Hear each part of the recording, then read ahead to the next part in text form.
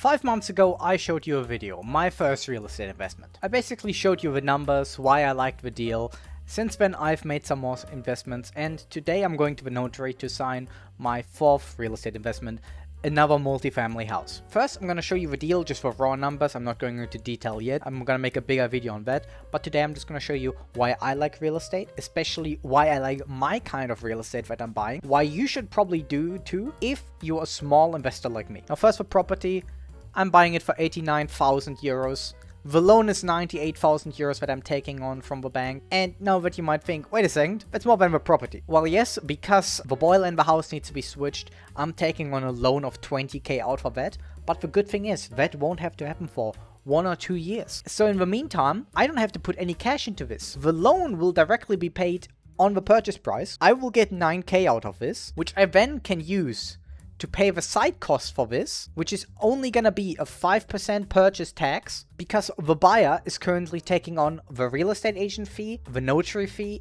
and the registry fee. So basically, I have no cash in this. But then it's very risky. No, because the property currently has 10,500 euros in rent per year. That's around an 11% rental yield on the purchase price. Now, the purchase price is only higher because the seller is paying so many of the fees. I agreed to 80k or 89k if I take on the side costs, which equals around 1,600 euros more for them. But that is way better because the bank is willing to finance this part. They don't care what is behind this.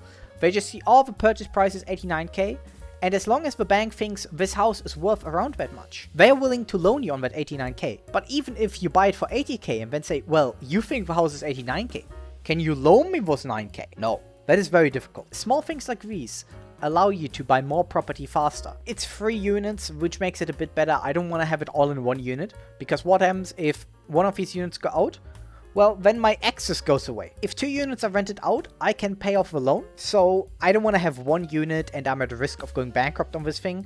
Well, not bankrupt, but on the red. No, not to talk much about this property, but why are you able to get these great deals? A lot of people, when they buy real estate, don't factor in reserves. Let's say you have a 1,000 square meter property. That's a lot in feet. I don't know how much it's in feet. Just do the calculation once, you know, okay?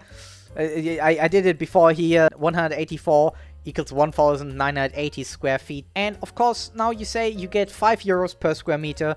That equals 5,000 euros in rent per month. And if you didn't pay too much for this house, you're probably gonna be profitable.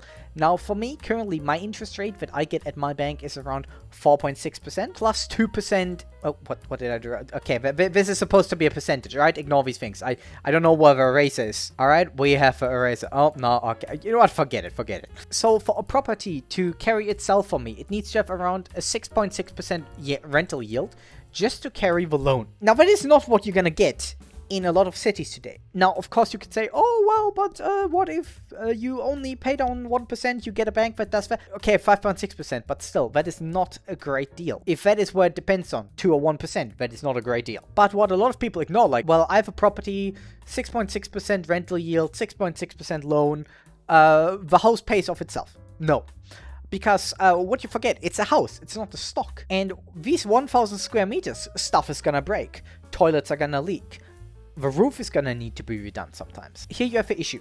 You need to build reserves. So if you have these 1,000 square meters, if you don't do it yourself, if you hire for everything a professional, you should at least put back 2 euros per square meter. So now of these 5,000 euros in rent that you get, 2,000 euros are being deducted for reserves. And now you don't need to be a genius. That minus that equals 3,000. In my very nice handwriting here. This is what you actually get from the property. This money is basically money that you're consuming. Now, of course, you could say, oh, well, I'm gonna run down this house. I don't care what happens after me. By the time it's paid off, I will have sold it off. Well, maybe you can do that in some areas. But the issue is, in those bigger areas where a lot of people live, where you have very high valuations, there you run into other competitors. Now, where the rent per square meter is higher, and the price per square meter is higher. But where I buy houses is in lesser desired areas, where I can have a 10% or 11% rental. That is your job to find out where are people gonna live in the future, where are people gonna rent in the future, and where you can buy at decent prices for that. And the issue is, in those areas, houses are quickly zero.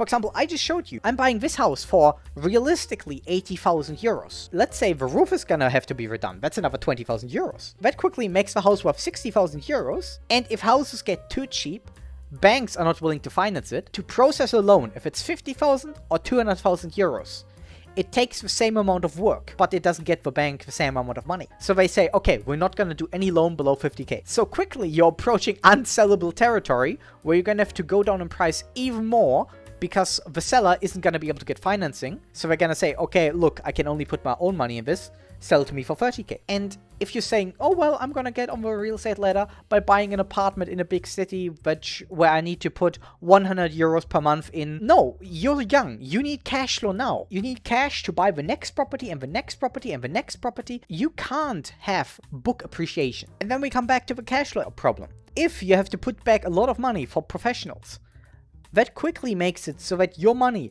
is not going to be enough to carry the property. Why is property expensive? Because it's hard to build. Why?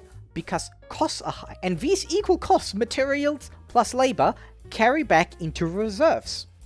These 2 euros per square meter at least. And now here's your area where if you have a bit of brain, a bit of muscles, you can easily do it yourself. Now, of course, not everything. I'm not telling you go do your own electricity. Probably illegal where you live. Second, I don't think for safety reasons you should do that. But for example, I'm currently remaking the facade of one of my buildings alone. Now only the lower part, but still, you can easily do it. Remove the mortar, do the corners, plaster. Now of course, the first few times, it's gonna be very hard.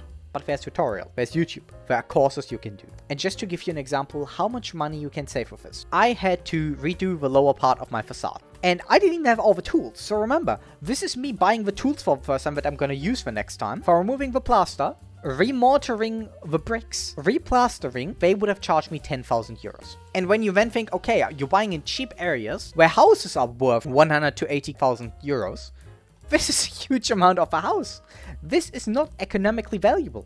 And this is why a lot of these houses are falling into disrepair. And this is your time. Now I'm able to do it for 2,000 euros.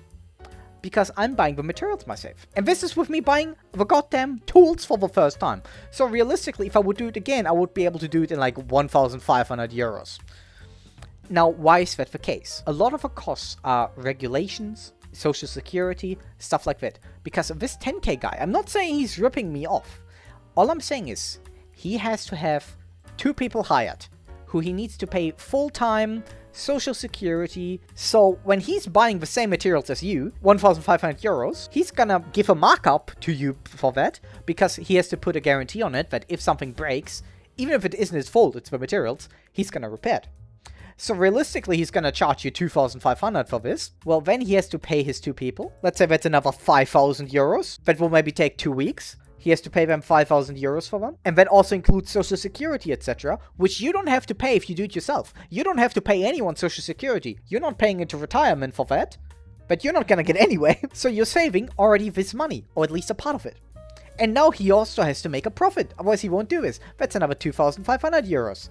Now this is just a broad calculation, but this is why this costs so much. He's not ripping you off, but it is just how regulations happened. He had to have people who studied this, otherwise they wouldn't be allowed to work there. He had to get a business license, he has to pay taxes, social security, and all of it.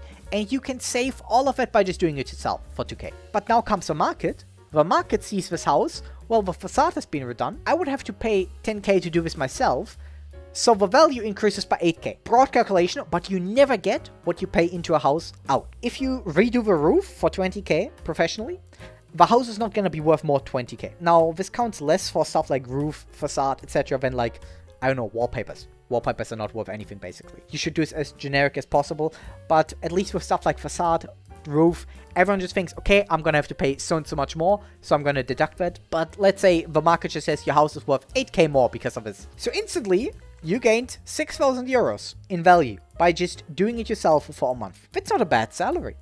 And you learn some valuable skills. And this is where your benefit is as a small property investor. You can do stuff yourself, so you increase your property value with less money in, you have more cash flow for the next project, and you're able to look in cities where there's not a lot of buyer's competition. For example, the house that I saw was on the market for 6 months. Not because it's a bad investment, but because no one wants to buy that. No one wants to focus on these small buildings. I showed you can do it for way cheaper by just doing simple stuff yourself, which only requires time and a bit of brute force. Now, remember how I told you that these reserves that you actually need to build when building real estate, and this is how you go broke in real estate. You don't build reserves. So you need to have this. And if you do it yourself, you can work with way less, because I do it myself. I'm putting down €1 per square meter. And that turns this 2,000 euros that I need to put back per month to 1,000 euros. That increases the effective cash flow of this property with 1,000 square meters by 1,000 euros a month. And what does this do effectively? That properties that I hold are way more profitable than properties that a big investor holds. Now, of course, this only works as long as you have time to put into these properties. Eventually, the money you get from these properties are enough so that you can do this full time. And then you can maybe dedicate 10 hours of your week to renovating newly built properties. So my rule is basically, I buy property that is 1 hour with car away from my house, because then I can get there very easily if something happens. Now, I'm not gonna drive there every day. I might drive there once a month maximum. I go for rental yields of minimum 9%. I already told you around 6% of my capital is going on the loan. I want another probably around 1% to save. 2% is my profit out of this. I don't know why I sometimes draw it like this, sometimes like this. Don't question me, it's 5 AM. And this is usually enough to give me a very high return on my capital. Next, put on as many costs on the seller. Negotiate with the seller. I will go up in the price if you're willing to take on the real estate agent fee, the notary fee, the registry fee, because the bank is often willing to pay onto the house, because on these undervalued houses, the bank usually sees them as quite decent. So they're willing to finance. Just like with this house, I get 9K out of it. And this I'm able to use to pay part of a property purchase, which is only going to be around 5K, because it's 5%, so it's even going to be less than that. So I have 4K. Now you think for boilers to be replaced? Yes, but only over the next 2 years. During that time, I can accumulate the rents, and I have a 20K to pay that off. So realistically, I'm getting a house for free. Now, of course, I need to pay the loan, but the loan more than gets carried by the rent. So realistically, you get a house for zero money. Now, what I'm doing with my money is I'm investing it into the LNG Global Quality Dividends ETF. Now, it's a fairly new ETF. It basically pays out dividends monthly. And why is that important for me? You could say, oh, well, but what if a market crashes and then you need the money for a new repair? Well, that's not really how it goes, because all my expenses, which are ongoing, for example, even the materials I buy, don't cost too much. They cost maybe a few €100 here and there. And that gets covered by my incoming rent. My reserves are for really big expenses, like a roof. And that will take 20 years. All the stuff I buy was renovated around 1990s over here. That's how it just is in East Germany. Now, of course, a dividend ETF is not the most appreciating thing in the world, but eventually my aim is to get these reserves big enough that the dividends will cover most of the expenses. And because it's a monthly dividend ETF, I can quickly access that money. Now, of course, you could just put that into your own stocks, but I want to very much differentiate my personal stocks from my reserves. And I think a monthly dividend ETF is perfect for that. I don't want to have too much risk, because this needs to be a very low risk part, but one that still appreciates. So I think this is the perfect mix between that. What do you think about my approach? Do you like other approaches more? Are you more of like, oh, I'll only buy in A-class locations? So what do you think? Write down below. Have a good day.